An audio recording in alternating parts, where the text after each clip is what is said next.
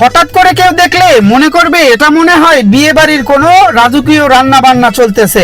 ভাইরে, বিষয়টা এরকম না, এটা হলো আমাদের গরিবের ভূপের হোটেল, যেখানে 100 টাকায় পেট চুক্তি খাবার খাওয়া যাবে গরুর গোশত দিয়ে, এবং সাথে আনলিমিটেড ভাত, আনলিমিটেড তরকারি।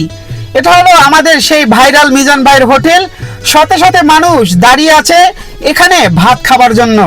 তো আমরা আরো দেখবো, সবাই সাথেই থাকেন। এখানে দেখেন হাতে প্লেট নিয়ে ভাত নিয়ে দাঁড়িয়ে আছে সিরিয়ালে গরম ভাত, গরম গরুর গোশত খাবার জন্য। আমরা জানি বর্তমানে ভাইরাল মিজান ভাইয়ের হোটেলে 100 থেকে 120 কেজি গরুর গোশত রান্না হয় এবং 120 থেকে 140 কেজি চালের ভাত রান্না হয়।